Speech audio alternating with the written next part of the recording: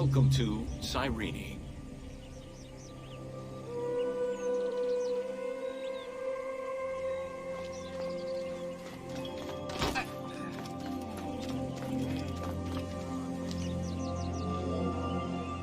Cyrenaica stretches across the coast of northwest Africa. It was known as Pentapolis in antiquity, a reference to the 5 main cities that formed the Greek colonies.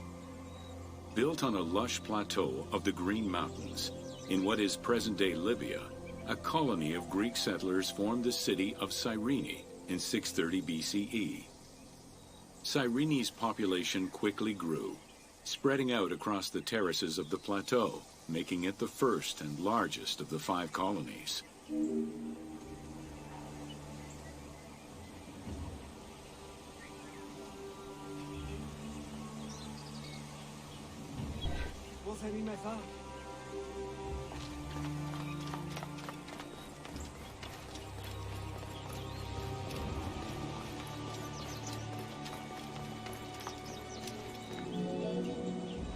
The city of Cyrene was founded by Batos Aristotle, guided by the Oracle of Delphi. Overcrowded and suffering from drought, Batos's home island of Thera could not sustain its citizens. Batos consulted the oracle, who told them to journey to the North African coast in search of arable land. A series of kings reigned over the city in the first 2 centuries. However, rebellion eventually ended the monarchy, and henceforth the city was governed by the aristocracy.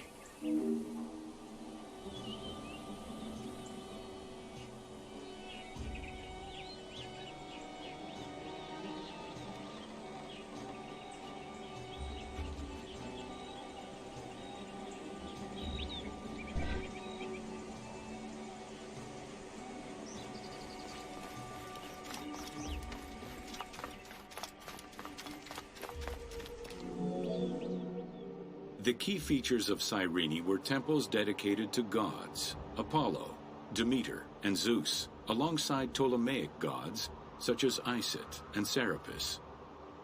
A large agora defined the city's center, and on the western edge, the famed Acropolis was built. A fortification wall was added around the harbor at the end of the 2nd century CE. As the city grew, more buildings were constructed beyond the walls.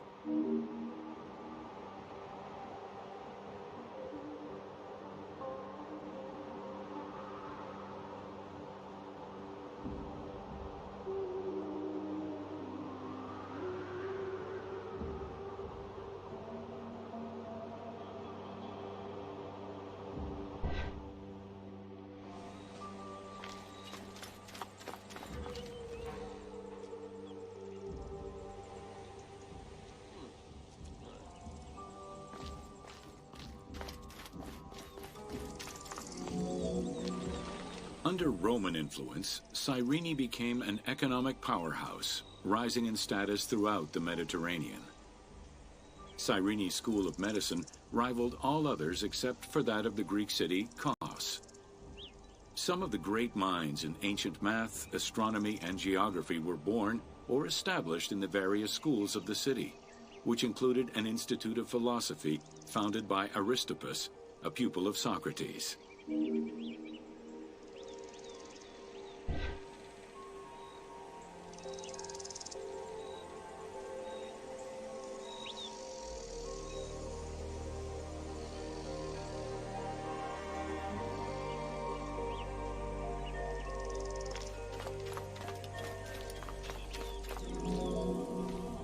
From 115 to 117 CE, there was a revolt in the Jewish quarter that greatly damaged the city of Cyrene.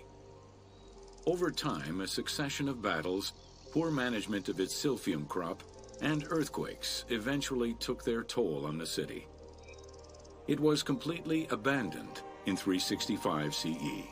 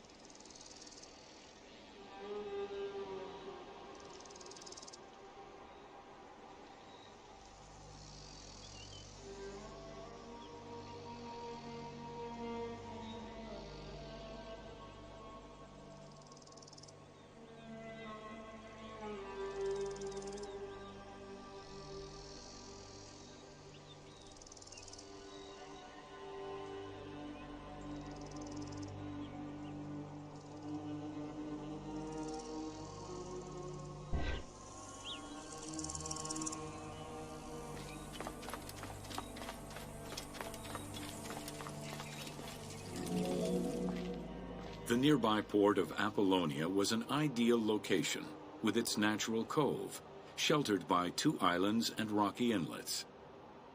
Along with a lighthouse, the port was later equipped with quays and warehouses to accommodate the increased shipping traffic.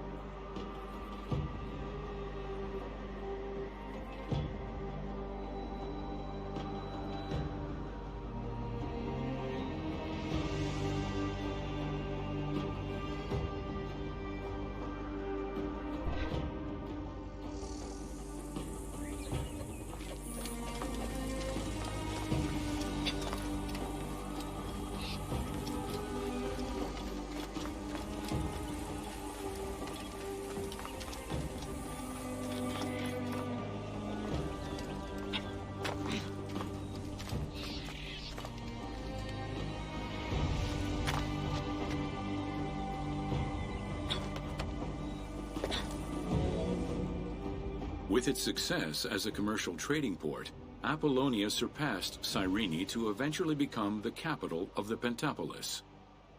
A number of earthquakes gradually shifted the city, causing many of its original structures to sink. Some of its ruins can still be seen underwater.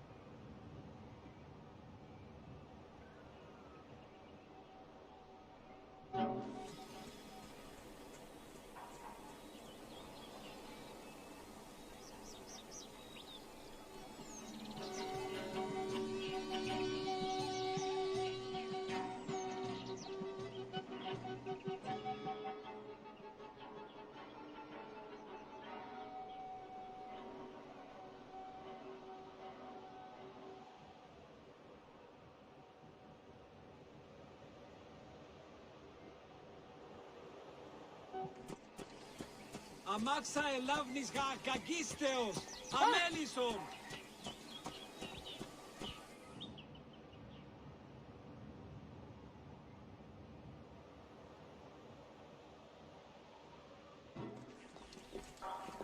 Kerim. Καλώς.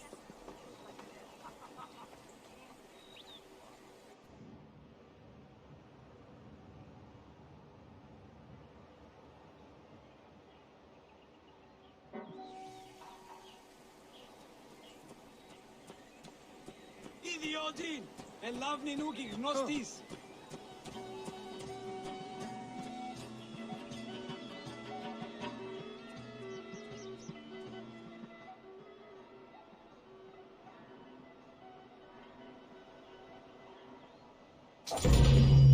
Welcome to the Agora and Thermal Baths.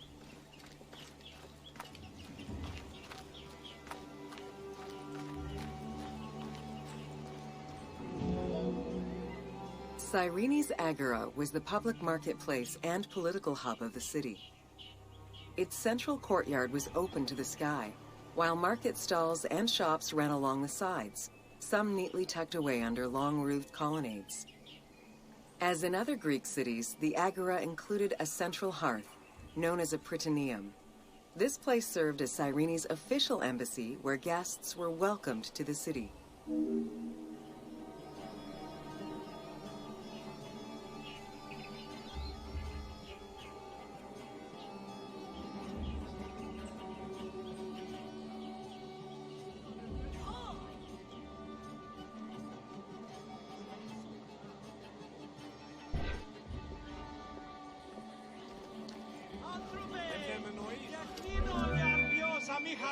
An unnamed statue representing naval victories was the centerpiece of the Agora.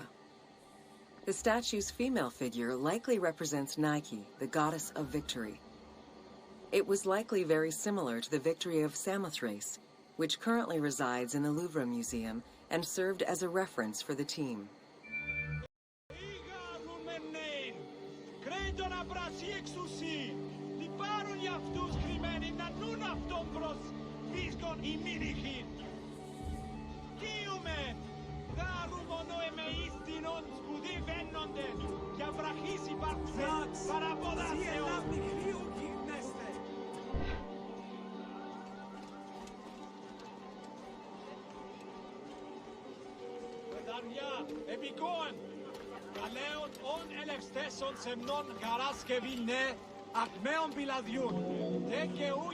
The Cyrene Agora also displayed many temples and monuments celebrating its founding king, Batos, and the city gods.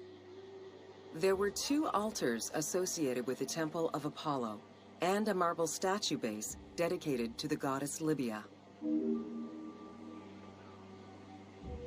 Της πάσης αγγελεύματος, ούλοι πιστέλε παλαιών ο κανονέων των ιερών περίν μετά παρά παιδικοής. Ημών δεν περίχανε, τους αλέων αυτοί μουσεν μαχναθένα δυναστέν χρυσέως. Θεήγα γεννίου πνημών δωρείας καταχαρίζοντα. Δυνάστη ακούσι.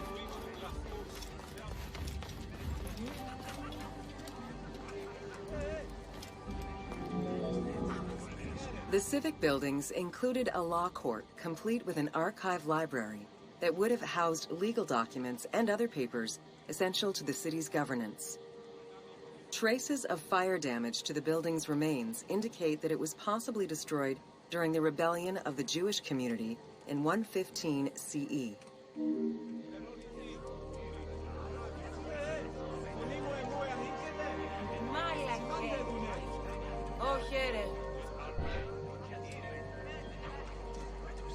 Εστίκα εγώ. Σίγα μία εννοείς. Όταν.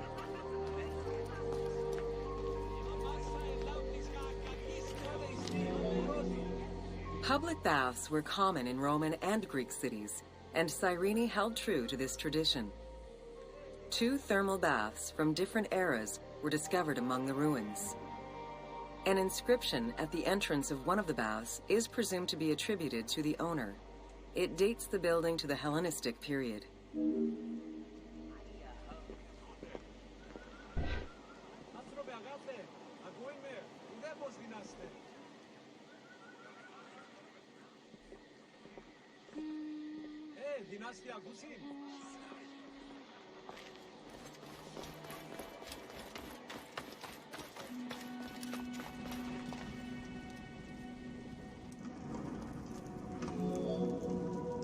Mosaics were originally created for practical reasons, the need to waterproof floors.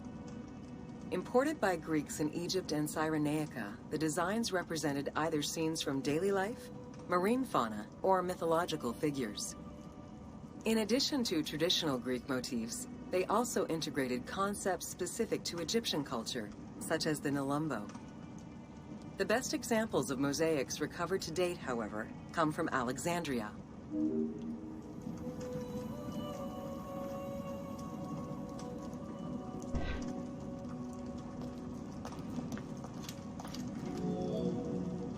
The Cyrene baths were fitted into an underground tomb dated somewhere between the 8th and 6th century BCE.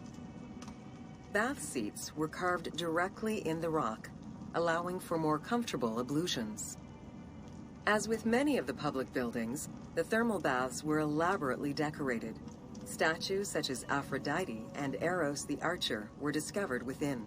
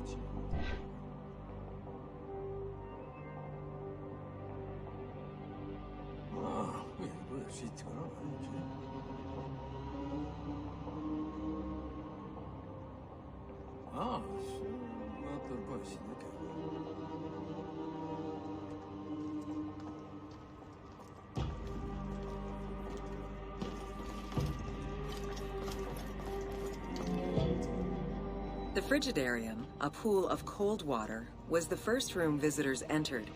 It was followed by the Tepidarium, or tepid water area, and then the hot water room called the Caldarium. Water for the thermal baths was sourced from a natural spring. Burning stones were deposited into the water to create steam as required. The flowing water of the spring ended in a cistern and fountain referred to as the Aqua Augusta.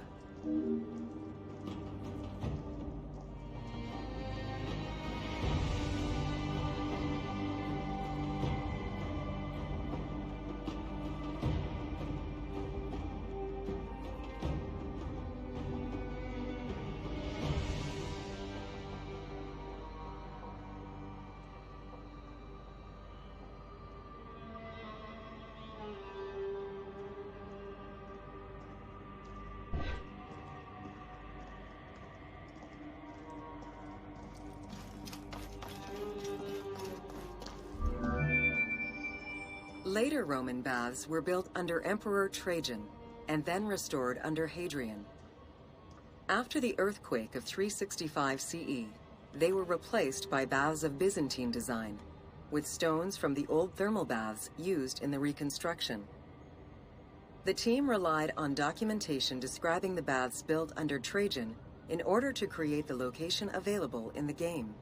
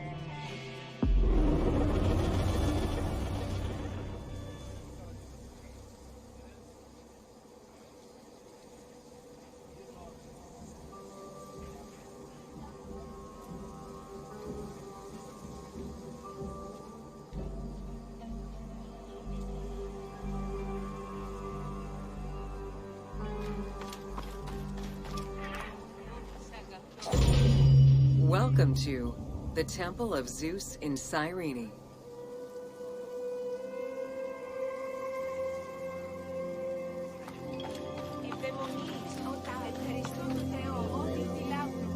Facing east towards the rising sun stands the temple dedicated to the cult of Zeus. It was built sometime in the 5th century BCE. 70 meters long with 46 Doric-style columns, the imposing structure was the largest Greek temple erected in Africa. It was only slightly larger than the Parthenon and the Temple of Zeus in Olympia.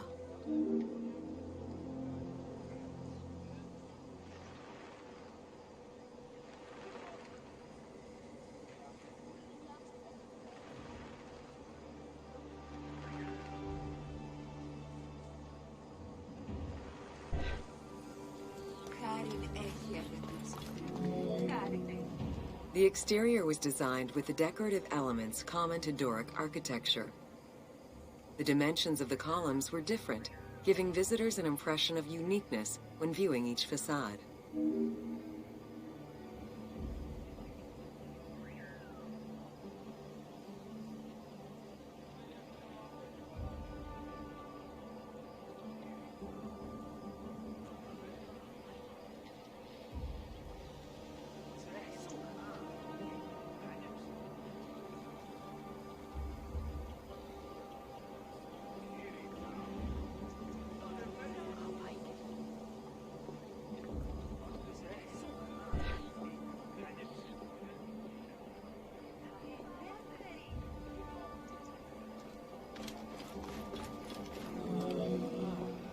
After the temple was destroyed during the Jewish rebellion, Emperor Hadrian had it reconstructed. He chose not to rebuild the outer portico, but did restore the new Corinthian columns in marble. The temple was later completed under Marcus Aurelius.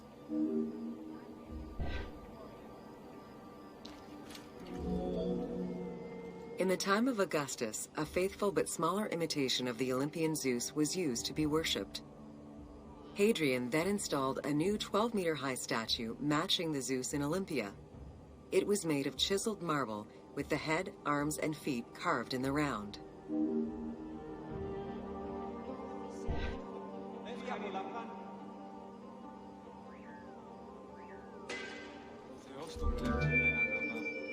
Archaeologists confirmed that there was a monumental statue of Zeus in this temple, though experts remain divided on whether it was one of Zeus or one more specific to the cult of Zeus Ammon. The team elected to place a statue of Zeus Ammon in this location, knowing that Cyrene was central to the spread of this cult in the Greek Mediterranean area.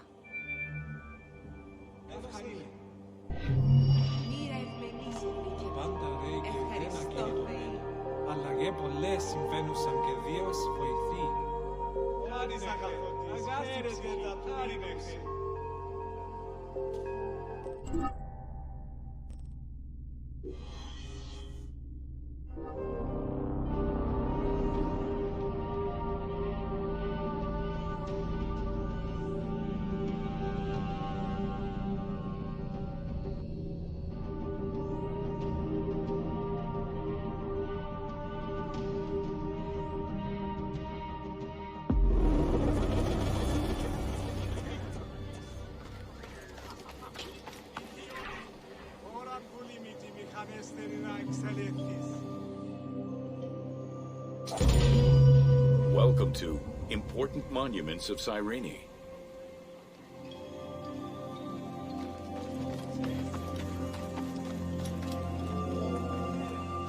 The sanctuary of Apollo sits on a prominent edge of the plateau of Cyrene, overlooking the Mediterranean Sea. It could be accessed either by the road from Apollonia, via the necropolis, or by the Sacred Way, coming from the agora of the city.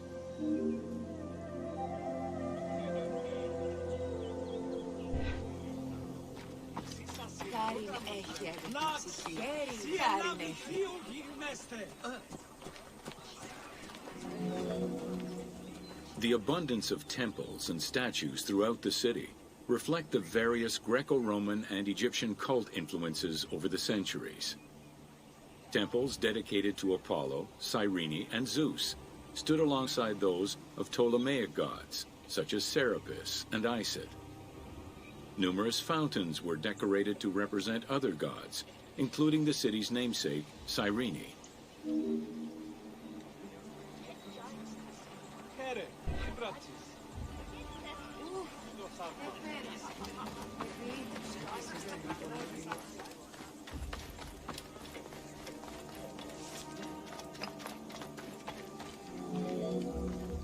A vestibule known as a propylaeum marked its entrance and highlighted the fountain of Apollo. God of the sun and of protection, Apollo was an important deity to both Greeks and Romans. The sanctuary built in his honor was considered to be sacred.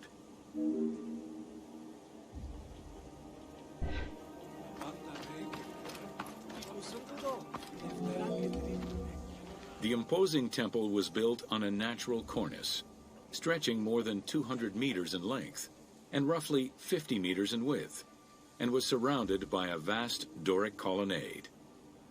Sections uncovered by archaeologists indicate restorations to the columns were made between 115 and 116 CE.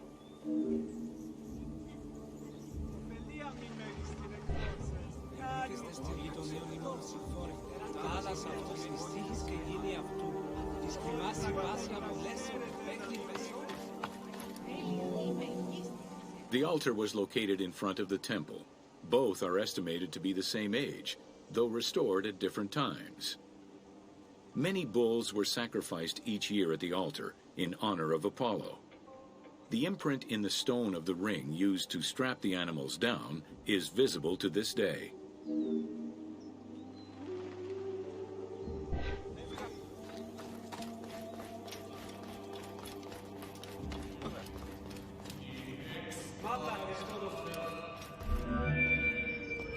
Carved during the Roman era, the Apollo Cytharide was discovered near the temple. It is considered an important archaeological find. The statue of Apollo was in pieces when it was uncovered. Remarkably, most fragments were found, and the restored statue is currently at the British Museum. The team extrapolated the statue's final look based on the current partial reconstruction, and placed it inside the temple to reflect the patron deity of the area.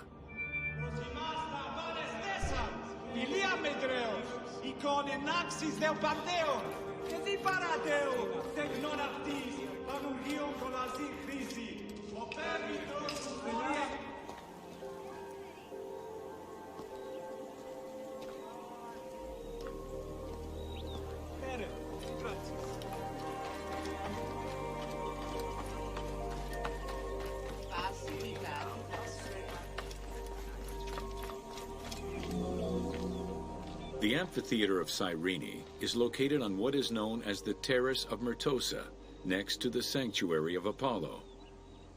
It was built on top of the old theater in the 2nd century. Originally used as a stage, the theater became an amphitheater once the taste for Roman gladiatorial entertainment reached the city.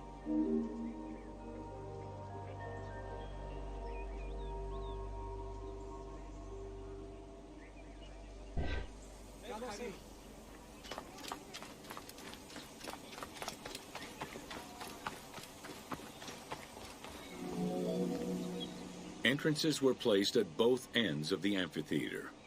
A wall replaced the first 2 rows of bleachers as protection from the array of wild animals in the ring. The tunnel used for the parade of beasts and gladiators circled the arena, unlike the Roman Colosseum's tunnel, which was beneath the amphitheater. The basement and corridors accommodated both the gladiators and the animals, and included lifts that raised the traps into the arena's center.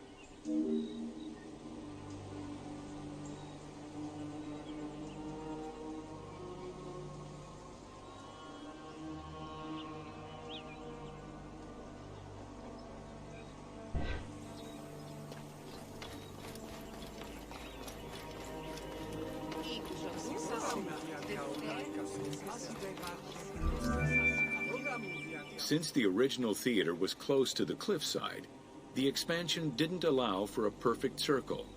Instead, junctions of the semicircle formed the arena into an oval shape. This elliptical formation still ensured an excellent view from all angles.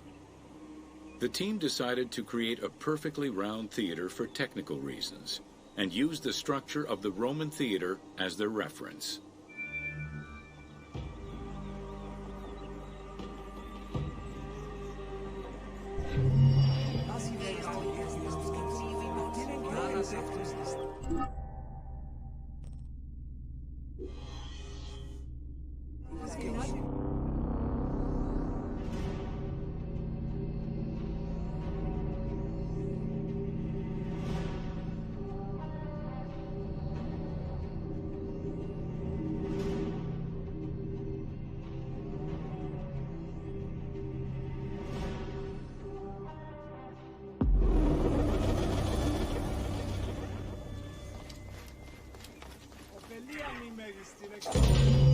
Welcome to the Acropolis of Cyrene.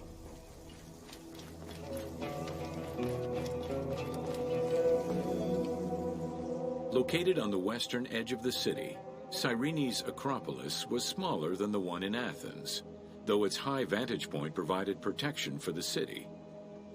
At its entrance was a single door, flanked by two towers. An inscription, legible to this day, states that the walls and the citadel were restored in the time of Augustus.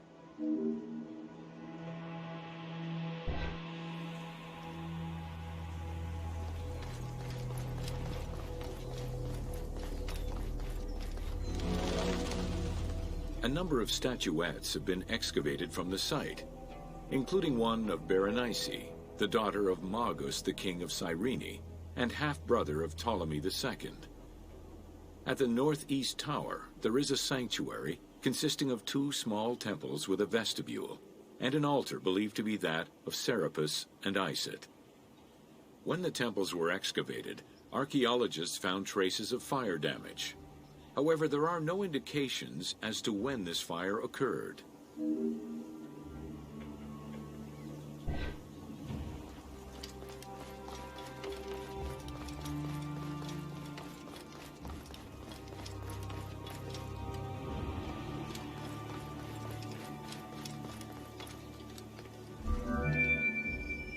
In the 20th century, a fortification was built above the ward to defend against an invading army.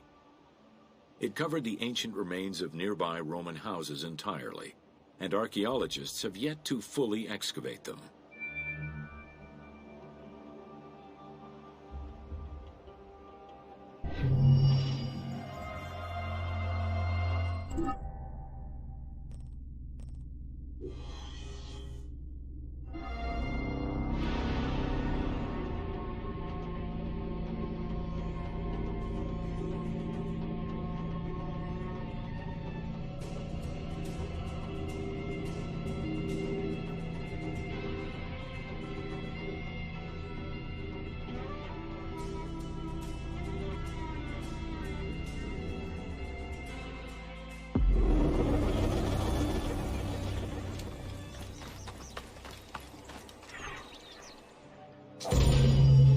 Welcome to the Gladiator Arena.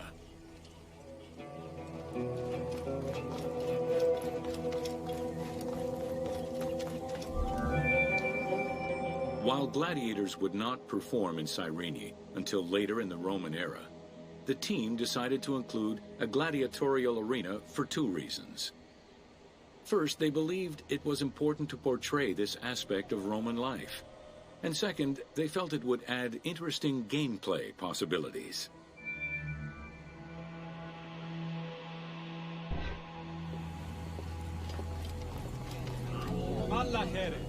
The first gladiators to enter the arena were prisoners of war.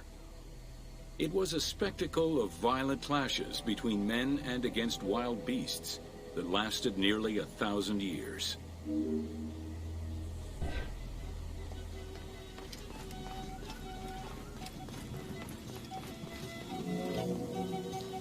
Eventually, volunteers began to enter the ring. For status and money, many of the more skilled combatants increased the quality of the entertainment. Thus, the profession of gladiator came to be. Bound by contract to the master of the gladiators, the fighters were fed, trained, and guarded in barracks.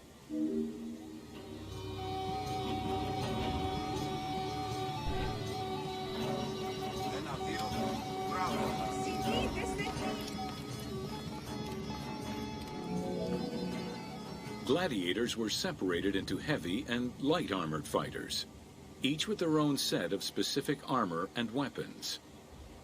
Organizers often had two audience-favored factions face each other in combat.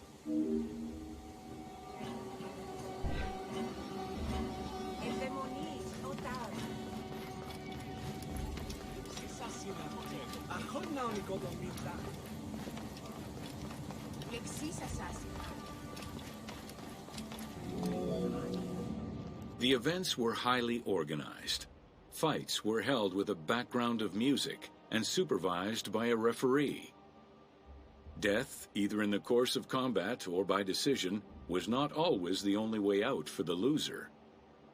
Several were released due to their performance and gained great notoriety as celebrities.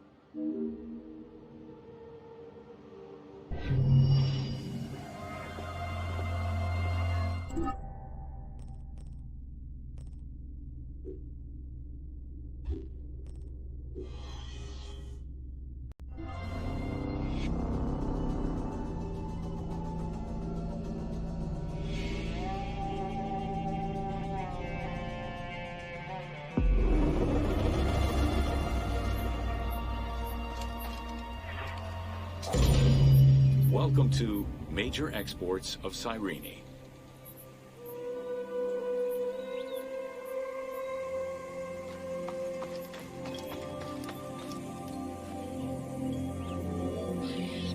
Cyrene's main source of economic wealth was in the cultivation and export of poppies and silphium.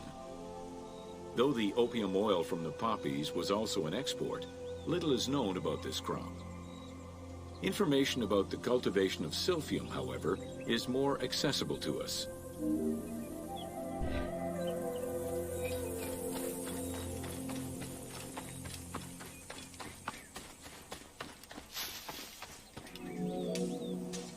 Silphium, with its yellow flower, was considered a gift from the sun god. Grown solely in this region near the Mediterranean Sea, silphium extract was exported at high prices and was so crucial to the wealth of Cyrenaica that it was depicted on their coins.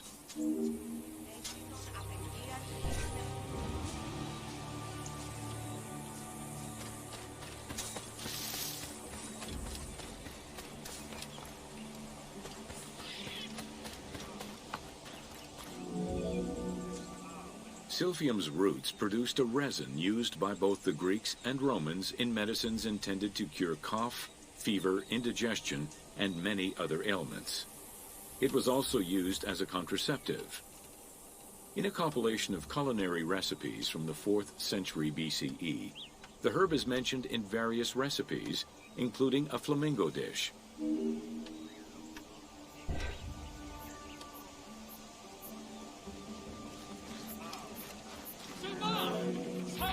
High demand, overexploitation, and possibly a shift in climate all contributed to the eventual extinction of silphium. The last mention of it dates from the 4th century CE, and to this day, no traces of this plant have been identified.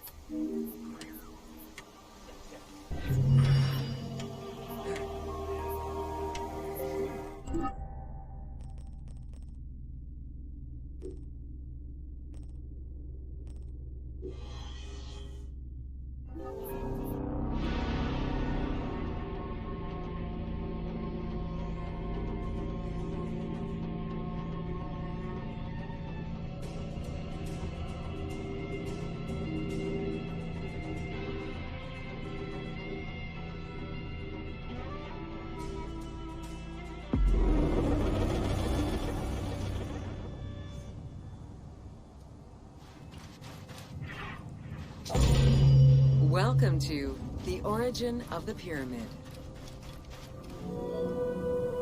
The origin of the word pyramid is controversial. Most believe that it originates with the Greek word pyramis, which referred to a bread of conical shape. Life and death in ancient Egypt were modeled on the cycle of the sun. The perfect shape of the smooth-faced pyramid became associated with the metaphor of the pharaoh transformed into one of the sun's rays in death. Pyramids represented the Benben, the primordial mound of the Heliopolitan creation myth. These stories permeated every aspect of Egyptian life to a greater or lesser extent.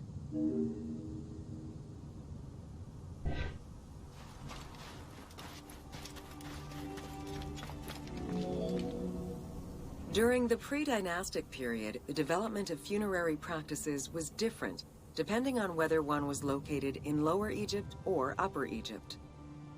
Well before the pyramid, there was the burial pits. It is on the site of Merimde Beni Salome in Lower Egypt that we find the oldest funerary site, dating back to 5000 BCE. Study of the tombs revealed that the bodies of the deceased were deposited in a shallow grave, in a fetal position. Though a few objects were recovered from these graves, they offered no insight as to the social class of those interred within.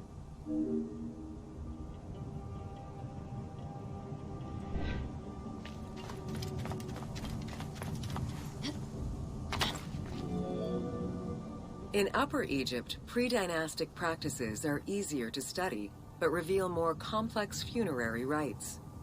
They are divided into two cultural phases, Badarian and Nagada. The Badarian phase ranged from 4400 BCE to 3800 BCE. Small necropolises were discovered on the outskirts of villages, revealing the emergence of a funerary cult. The bodies of the deceased were lowered into an oval grave and covered with goat or gazelle skins. Items needed in everyday life were added alongside the body.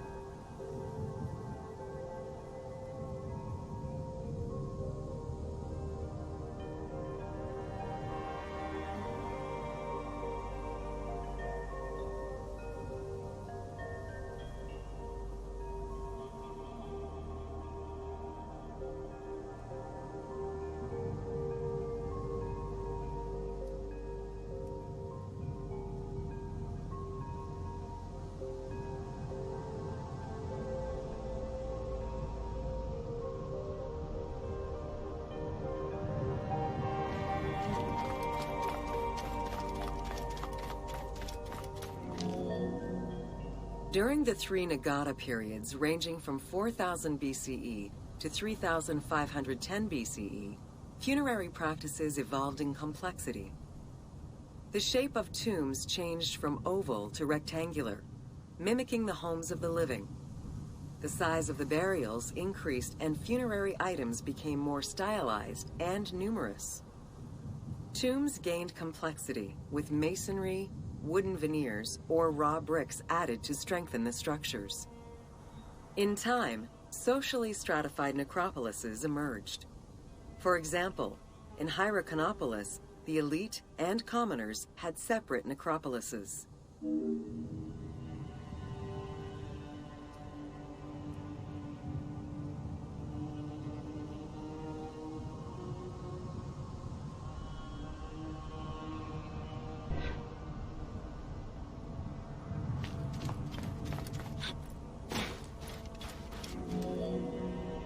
The term mastaba, meaning massive bench in dialectal Arabic, refers to a form of funerary architecture that was present in Egypt from the Archaic period to the Middle Kingdom. An evolution of the burial pit, mastabas were generally composed of two parts. A structure was built above the ground in the form of a massive rectangle with stepped walls, and a subterranean burial chamber was located underneath. Smaller mastabas often surrounded the much larger tomb of the king. These generally held the remains of the king's relatives and courtiers.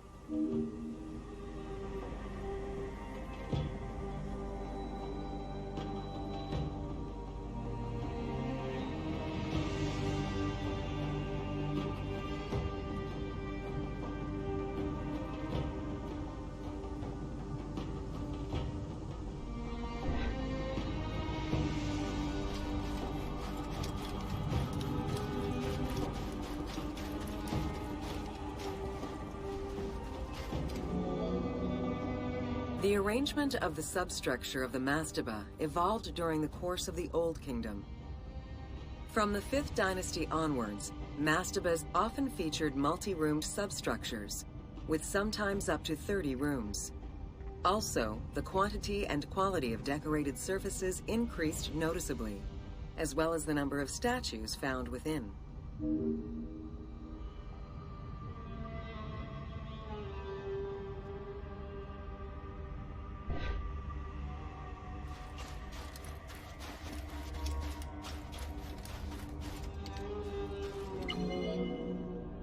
The 6th dynasty would see art used to its utmost. The entire surface of a mastaba would be covered in scenes of daily life, illustrating the prosperity of those lucky enough to comfortably spend eternity near the pyramid of a pharaoh. The best example of this type of mastaba is the tomb of Mereruka in Saqqara.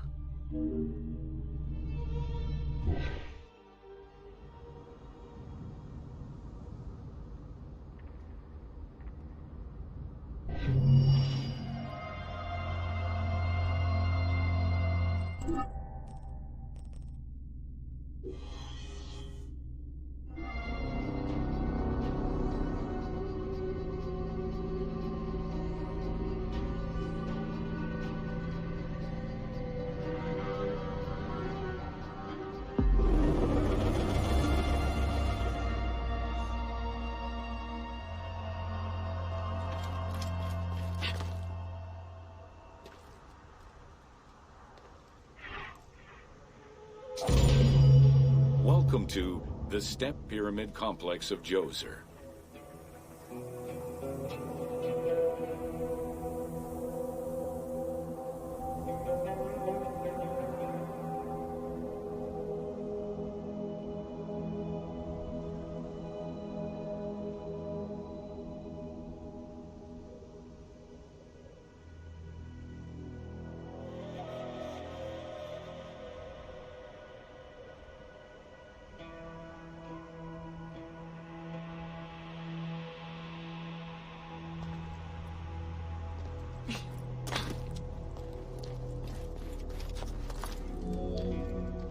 The Step Pyramid is at the center of an enclosed complex, comprised of temples, models of palaces, and artificial constructions, all built for the afterlife of Pharaoh Djoser. The funeral complex itself covers 15 hectares and is located on the highest point of the Saqqara Plateau. It's clear from the elaborate detail and scale of the complex that this was a technological marvel of its time. The only fragment of information regarding the design plans of the complex was discovered on a section of stone containing an architectural sketch of a vault.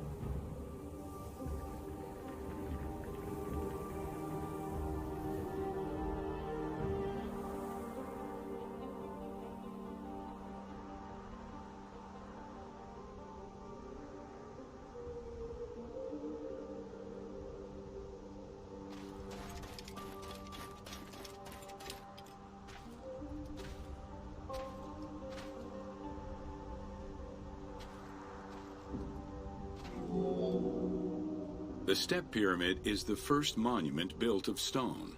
Standing at 60 meters high, it was the tallest of its time. Built 4,700 years ago, it was originally intended as a mastaba, which was a flat-roofed rectangular tomb.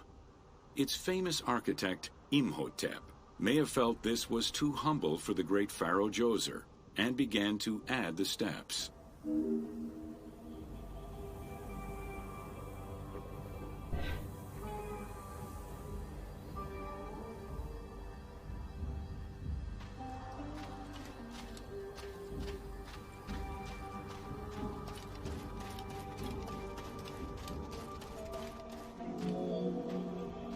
The Step Pyramid complex is enclosed within a 1,600-meter-long wall that is 10 meters high. This large wall was made out of white limestone and oriented along the north-south axis.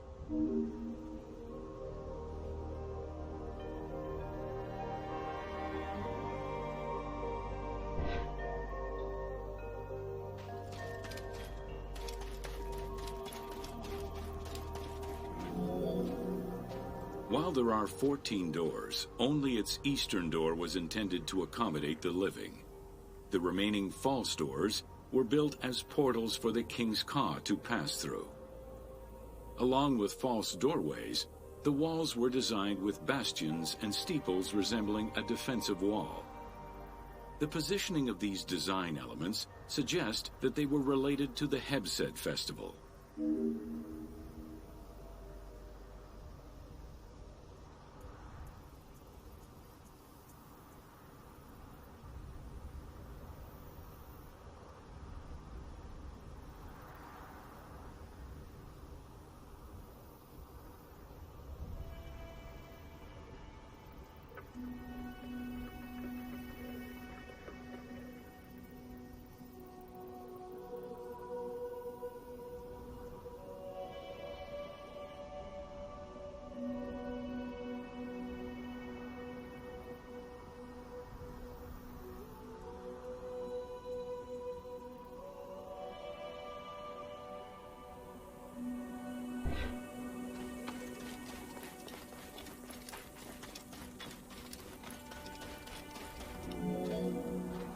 The only real entrance into the complex is at the end of a long, narrow passageway.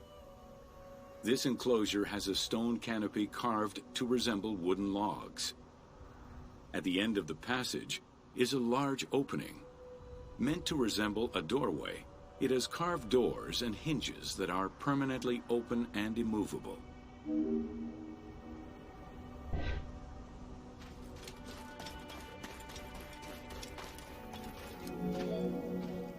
The corridor is lined with 20 pairs of columns up to 6 meters high, built by stacking stone drums.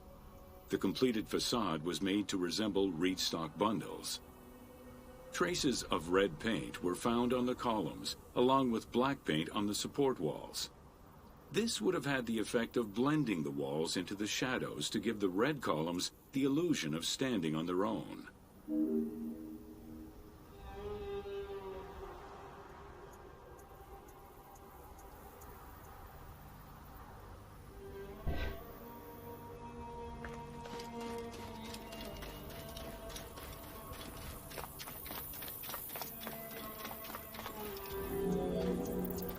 Chambers are located on either side of the columns and are thought to be chapels representing the provinces of Upper and Lower Egypt. According to some Egyptologists, the arrangement of the rooms may be symbolic of jurisdiction and judgment.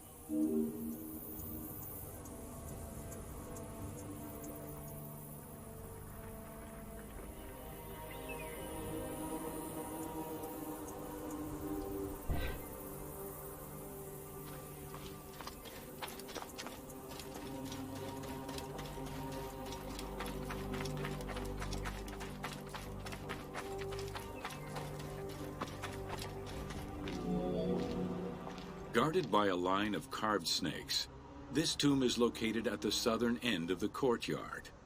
The burial chamber is beneath it, down a 30-meter deep shaft. The low-ceilinged chamber resembles a mastaba and is relatively intact compared to the later burial chamber. The tomb is made of pink granite, though there is evidence it was once polished limestone. Too small for a body, it is possible that the tomb was intended for the king's ka, or to hold the canopic jars containing the king's organs. Later traditions in burials would have the canopic jars in the same chamber as the body.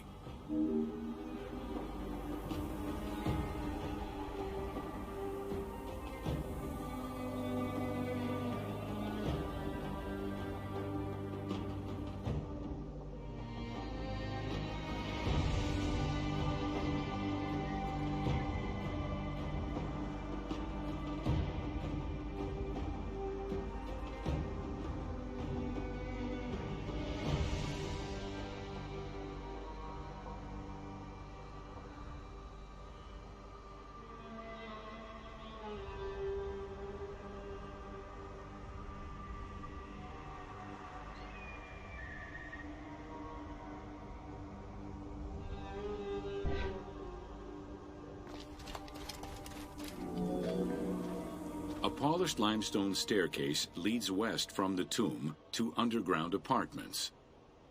Some of these rooms were intended to accommodate the king and his family in the afterlife. Many large jars of pottery were found, including some that still had deposits of beer, milk, and oil inside them. The false doorways are decorated with reliefs of the king taking part in rituals. In these reliefs, he is seen carrying agricultural tools, running, and performing a ritual for the reanimation of the deceased.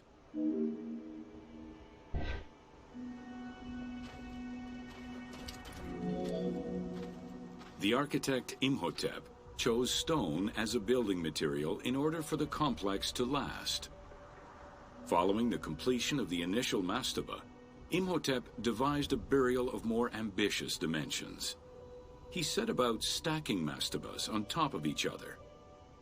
Evidence shows that the pyramid was enlarged twice by additional cuts into the steps, eventually reaching 62 meters in height and 121 meters by 109 meters at its base.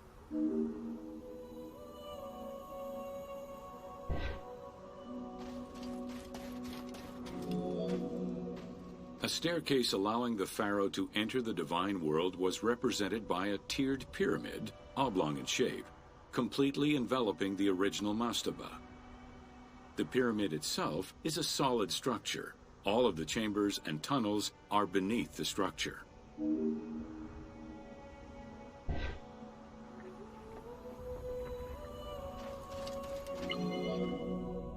Pharaoh Djoser the Sacred was the founder of the Third Dynasty. He ruled for 19 years.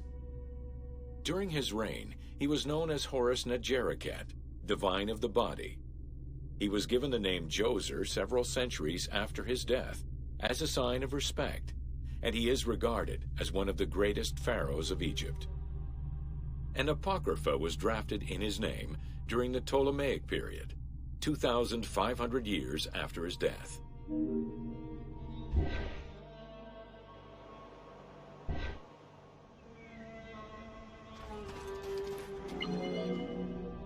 Djoser was associated with the sky god Horus in his human form.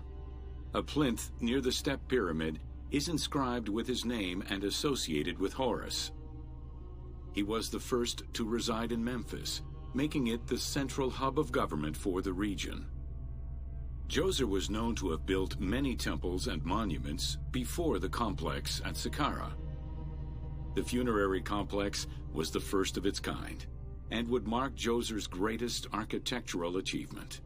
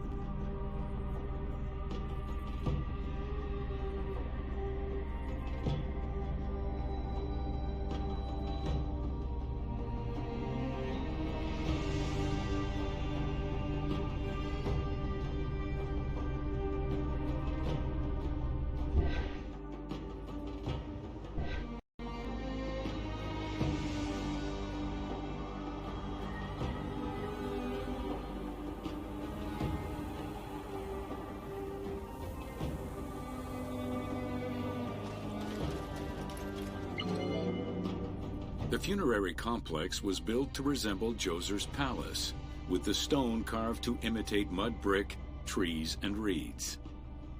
Creating these details and softer textures in hard stone would have been a time-consuming, labor-intensive task. Much of the complex is designed to accommodate the Hebsed festival, allowing the king the ability to affirm his rule even in the afterlife.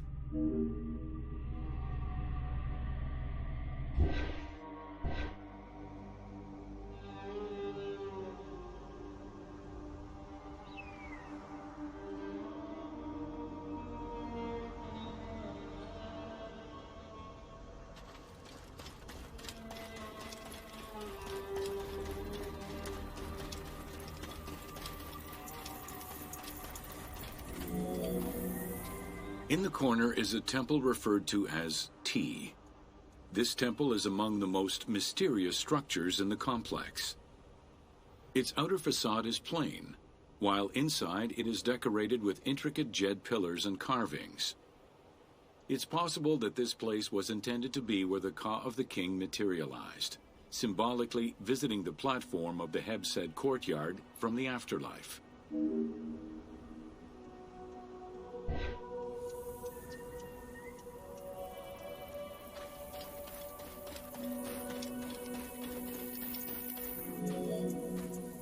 The Hebsed festival enabled the pharaoh to maintain universal order and renew godly powers. Through a series of trials and religious rites, such as dance, offerings, and visiting the sanctuaries of various deities, the ruler's vital force and divine nature was confirmed. The celebration was meant to represent the ruler's jubilee and would take place every 30 years, though the deadline was not always followed. The earliest known ritual dates from the First Dynasty.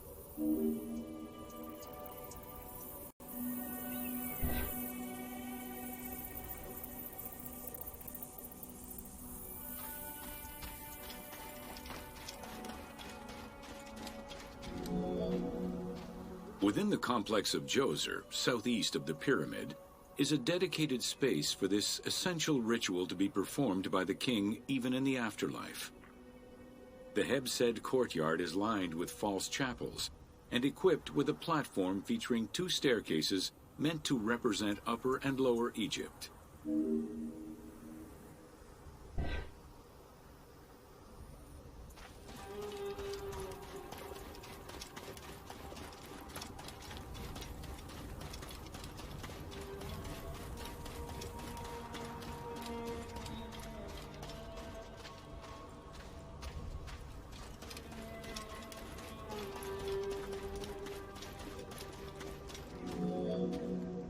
Located in the courtyard, the 2 pavilions are believed to represent the palaces of Upper and Lower Egypt.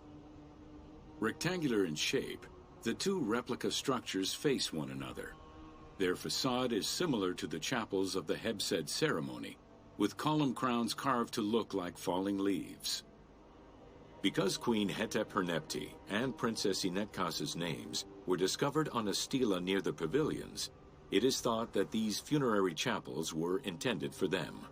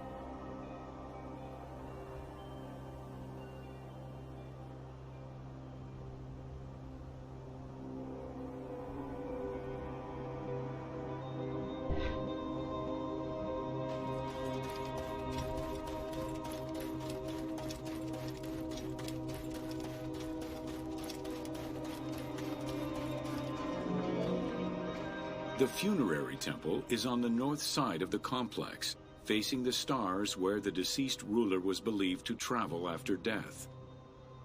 Within this temple was the pharaoh's serdab, or cellar. It is a small, enclosed space with one wall sloped to match the first step of the pyramid.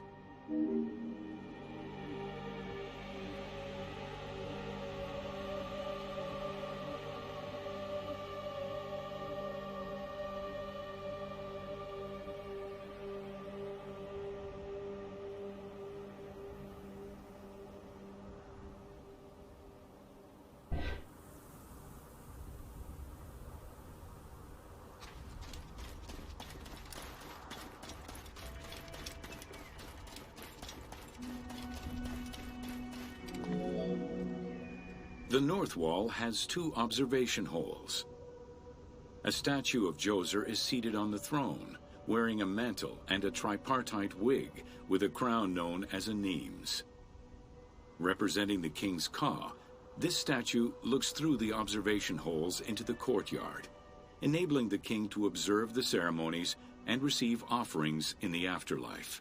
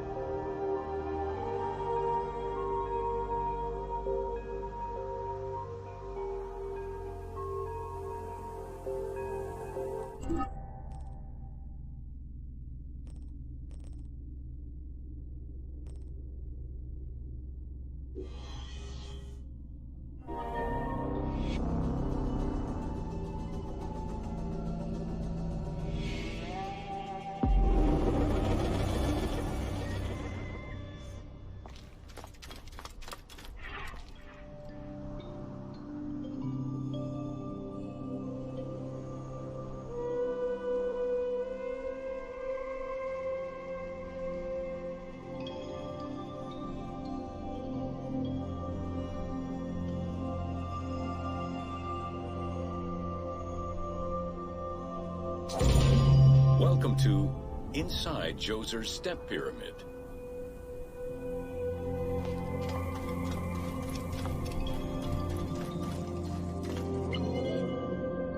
The architect of the Step Pyramid, Imhotep, was a man of great importance to Pharaoh Djoser and ancient Egyptians in general.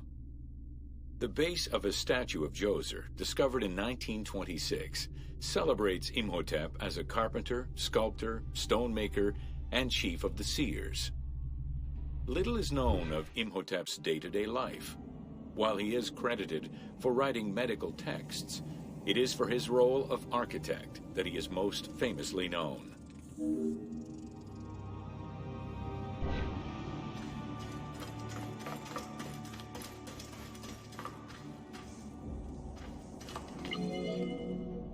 From the design of the pyramid to the elements within the complex itself, Imhotep set out to create something that would immortalize his king. An architectural achievement, the Step Pyramid was made from stone blocks instead of mud brick. It was the first time Egyptians built a monument of that height. Imhotep explicitly intended for the stone to reflect natural materials. The funerary complex of Djoser remained famous throughout the centuries and millennia, and its great architect, Imhotep, was deified by ancient Egyptians during the late period.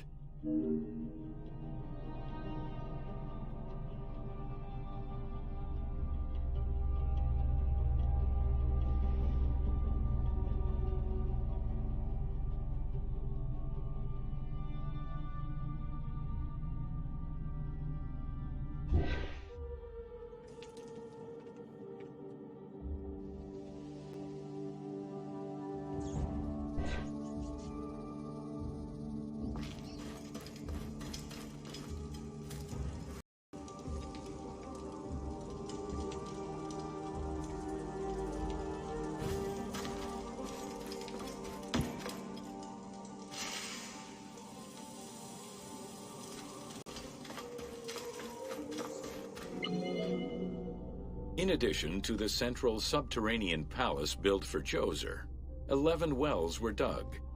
Each went to a depth of 33 meters, and connected with a horizontal gallery extending for about 20 meters. The first 5 galleries were intended for members of the royal family.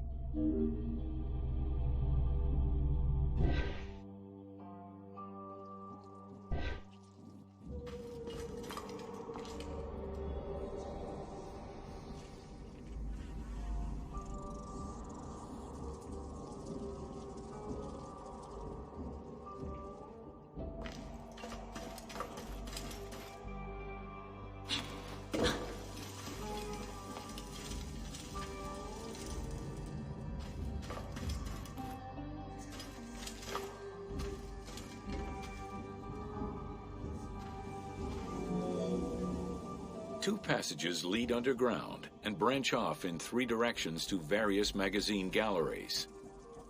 This vast underground space accommodated sections for storage and ceremonial offerings. One of the tunnels, starting on the east side of the pyramid, contained 40,000 stone vessels, many of them belonging to the king's ancestors.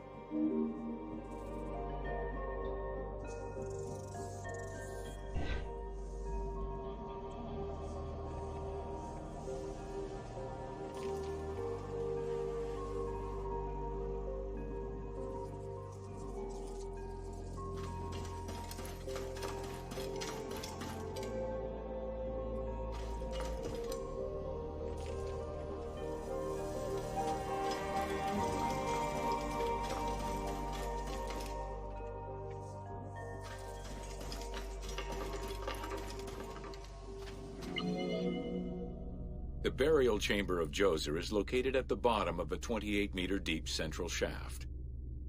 According to Egyptologist Jean-Philippe Lauer, the chamber was originally made from polished blocks of limestone, while its ceiling was decorated in 5-pointed stars.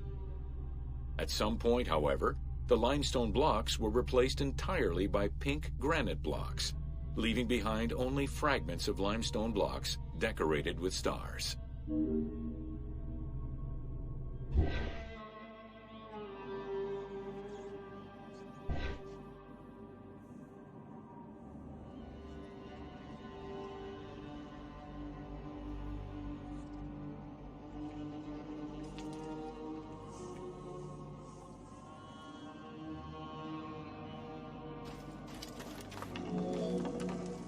At the foot of the chamber are many tunnels going in all directions. This maze of tunnels, galleries, and chambers stretches over 5 kilometers.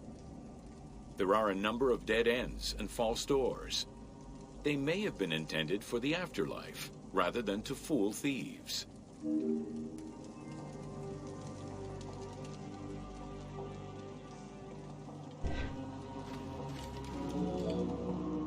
Unlike the Great Pyramid of Giza, or Menkaure, the Pyramid of Djoser does not have any extra openings dug out by thieves.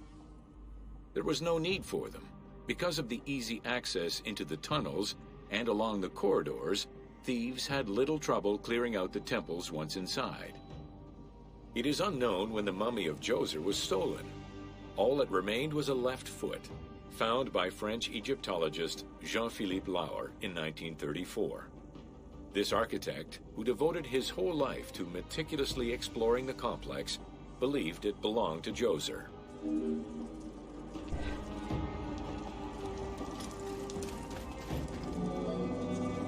The pharaoh's apartments, also known as the Blue Chambers, are decorated with blue-green tiles meant to imitate the reed matting that covered the walls and windows of his palace. The stone is carefully curved and painted to look like the rolled mats of open doorways and curtains.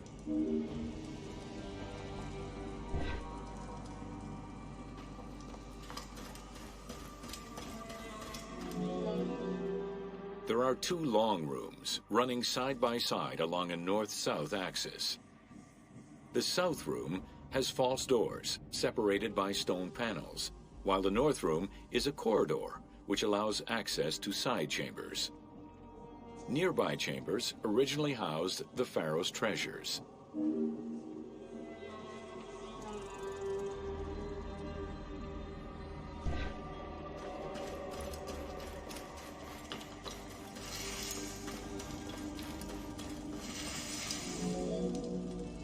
The door frames are made of fine limestone and carved with the king's name.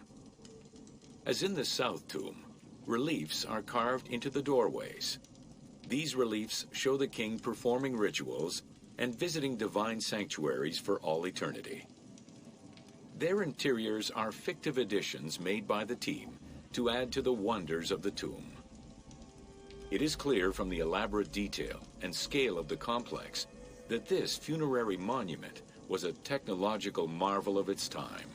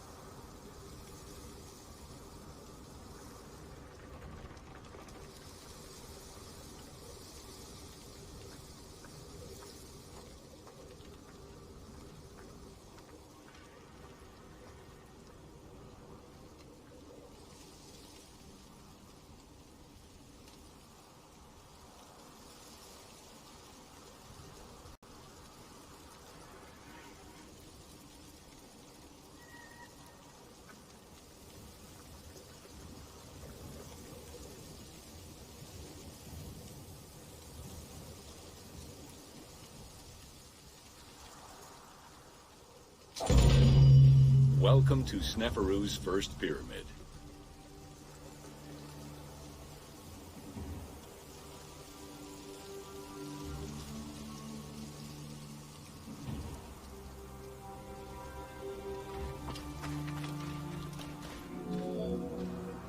With the long reign of Sneferu, the first king of the 4th dynasty, the most brilliant and creative period began for the construction of funerary monuments in Egypt. Funerary monument design moved from the step pyramid to the smooth-faced pyramid, testament to the evolution of the practices of construction. The first attempt at this design was the Pyramid of Meidum.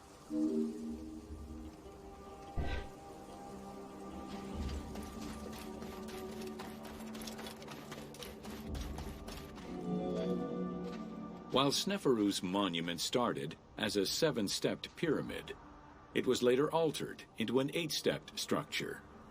The final phase of construction saw the steps filled out and an outer casing applied to achieve a smooth surface.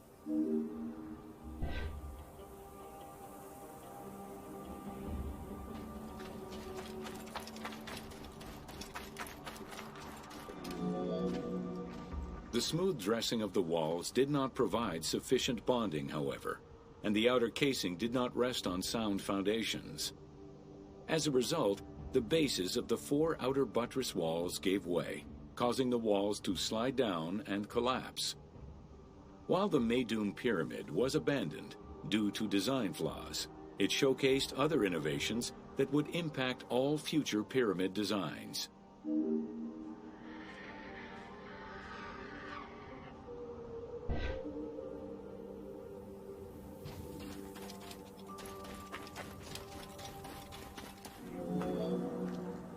As well as the smooth sides, it was the first time a ceremonial pavement was built, leading from the valley to the temple of the pyramid. Another innovation was that of the funerary chamber, which was no longer at the bottom of a well, but rather above ground level. This change signaled the beginning of the 3-bedroom system.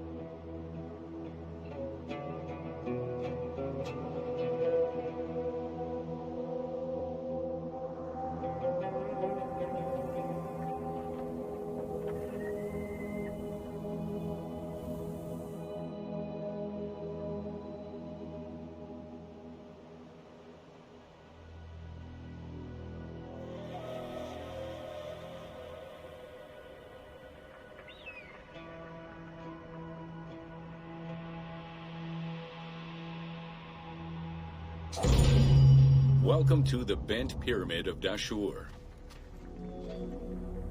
After the construction of the Meidum Pyramid failed, Sneferu transferred his residence and the official necropolis to Dashur.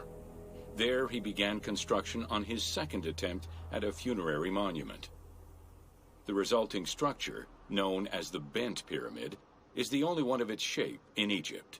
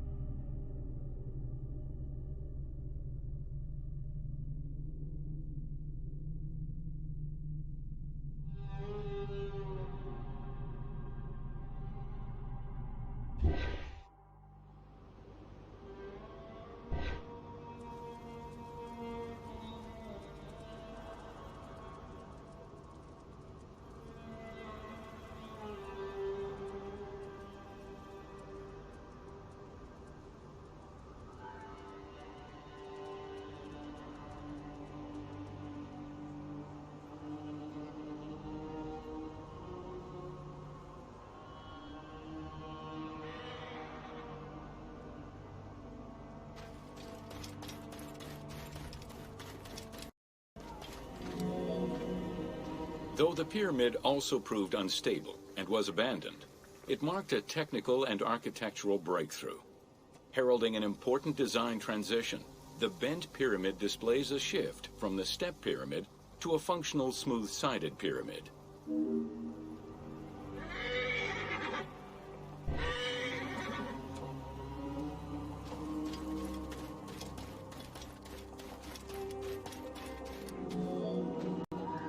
The bent pyramid was unique in having two separate entrances, one on the northern face and another on the western face.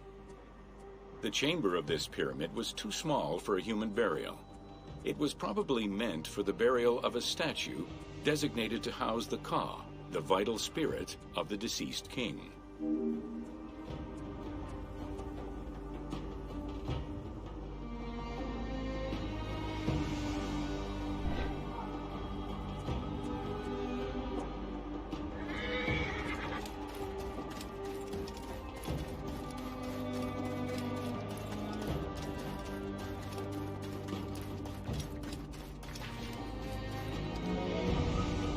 With the bent pyramid, architects successfully experimented with a completely new idea: to build the pyramid with a core of huge stones settled on a progressive horizontal design. This way, each construction phase could be completed in a single stage, allowing the architect complete control over every design element. Unfortunately, these precautions did not prevent sagging or cracks in the interior rooms of the pyramid. Sneferu abandoned the monument and began the construction of yet another pyramid.